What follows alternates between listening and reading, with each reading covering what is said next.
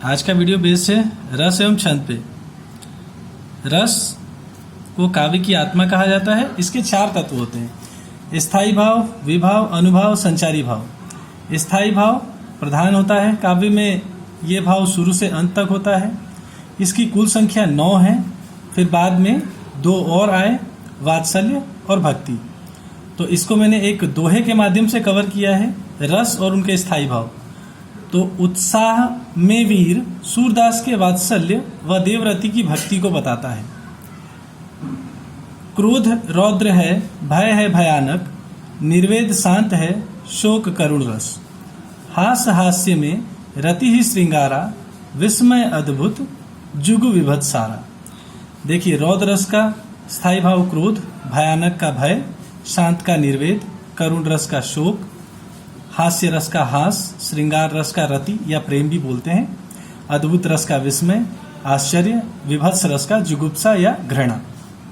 विभाव वो होते हैं जो स्थायी भाव को जगाते हैं, जैसे आलंबन, उद्दीपन, आश्रय। याद करने का तरीका: आलंबन को उद्दीपन का आश्रय।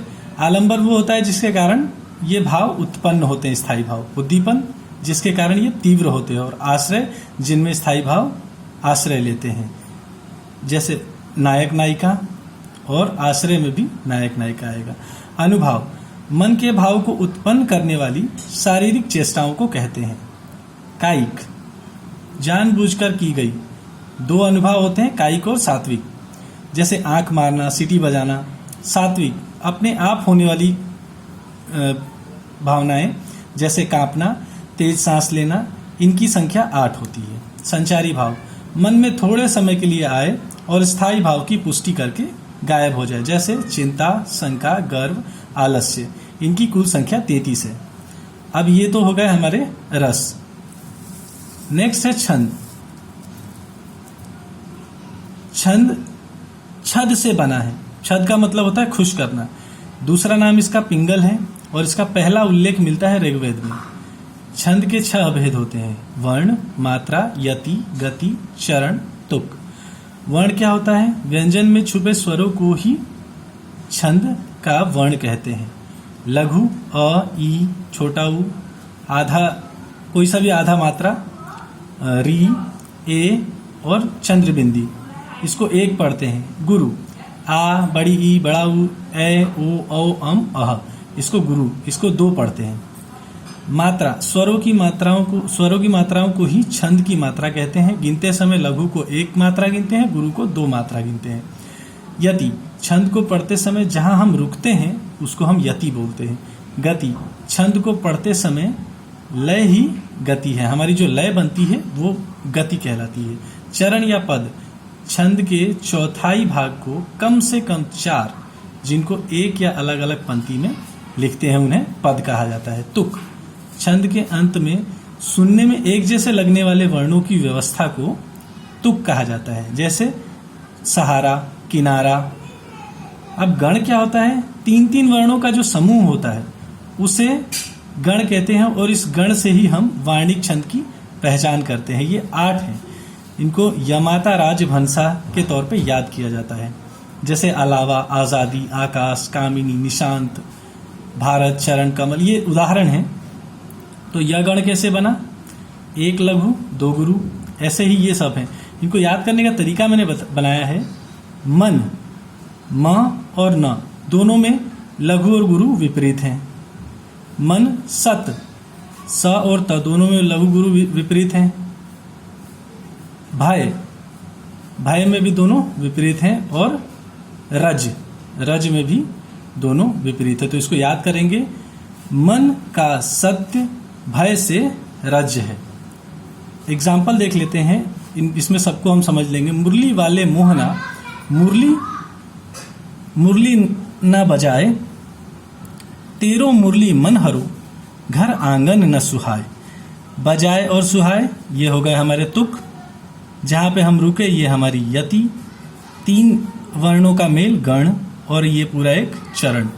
छंद के प्रकार 3 होते हैं। याद करने का तरीका बताया है मैंने। मावा मुक्त छंद, मात्रिक, वार्णिक और मुक्तक छंद। मात्रिक के 3 प्रकार होते हैं, सम, अर्धसम और विषम। सम में आता है चौपाई, रोला, गीत, हरिगीतिका। अर्धसम में आता है दोहा, सोरठा, बरवे। विषम मात्रिक छंद में आता है कुंडलिया और छप्पय। सम मात्रिक छंद चारों चरण समान मात्राएं होती हैं। चौपाई में प्रत्येक चरण में 16 मात्राएं, पहले दूसरे का तुक, तीसरे चौथे का तुक सेम रहता है। रोला प्रत्येक चरण में 24 मात्राएं, 11-13 पर यति होती है। गीतिका प्रत्येक चरण में 26 मात्राएं, 14-12 पे यति होती है। हरि गीतिका प्रत्येक चरण में 26 मात्राएं, 16-12 पर यति होती है। एक एग्जाम्पल लिया है मैंने चौपाई का। बदौ गुरुपद पदुम परागा, सुरुचि सुबास सरस अनुरागा, अमीय मुरियमय चूरन चारु, समन सकल भव रुज परिवारु। तो ये बदौ गुरुपद पदुम परागा, हम इसको मात्राएं गिनेंगे तो ये 16 मात्राएं आएंगी। इसी तरह प्रत्येक चरण में 16-16 मात्राएं आएंगी। अर्धसम मात्रिक छंद क्या होता है? पहला और तीसरा एवं दूसरा चौथा चरण समान होते हैं। पहला तीसरा, दूसरा चौथा समान। दोहा पहले तीसरे में 13 मात्राएं, दूसरे चौथे में 11 मात्राएं होंगी। सोरठा इसका उल्टा होता है। दोहा और सोरठा के चारों चरण को 2 लाइन में लिखते हैं। बरवे पहले और तीसरे में 12 मात्राएं, दूसरे चौथे में 7 मात्राएं। आप इसको पहचान सकते हो, एग्जाम्पल आपको दिया है एग्जाम में, क्वेश्चन में, तो आप मात्राएं गिन के आराम से इसको पहचान सकते हैं। विषम मात्रिक छंद प्रत्येक चरण में अलग अलग मात्राएं होती हैं। कुंडलिया दोहा और रोला से मिलकर बनी होती है। पहले दोहा आता है, फिर रोला आता है। ये 6 पंक्तियां होती हैं इसकी। छप्पय रोला और उल्लाला से मिलकर बना होता है। पहले रोला फिर उल्लाला, इसकी भी 6 पंक्तियां होती हैं। एक उदाहरण लिया है मैंने दोहा का, कैसे हम पहचानेंगे एग्जाम में।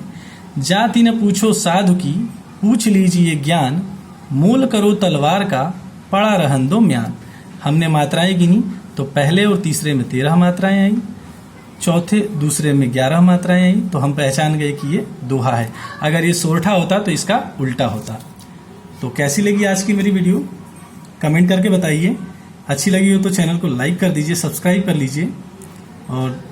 और वीडियोस देखने के लिए हिंदी पे बेस्ड, इंग्लिश पे बेस्ड, गणित पे बेस्ड, किसी भी सब्जेक्ट पे बेस्ड जो एग्जाम में आते हैं, कंपटीशन की एग्जाम में, देखते रहिए एलिगेंट ट्रिक, देखते रहिए, सीखते रहिए।